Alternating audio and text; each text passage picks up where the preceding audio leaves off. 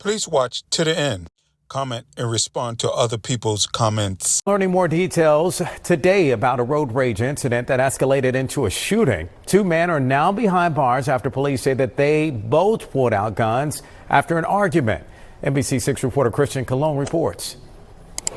Surveillance video shows the moment two men confront each other after police say they were arguing on the road. Weapon improper exhibition and attempted battery on March 10th. The aggression escalated from their cars to a Chevron gas station near Northwest 67th Avenue and 169th Street, where Manuel Valera and Altwan Martin both parked to argue and pulled out their guns. An unlawful discharge of a firearm in a public place.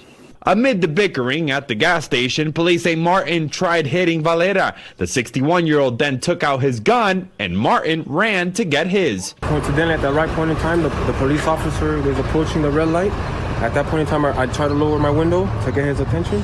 The second gunshot goes off, and that's when the police officer took control of the situation.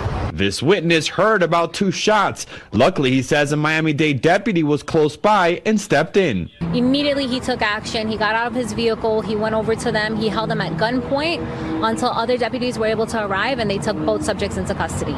Prosecutors say Valera, who they believe was the shooter, did not have any legal justification to initially pull out his gun. And today, those two men were granted a bond and could get out of jail. However, a judge ordered for them to stay away from each other.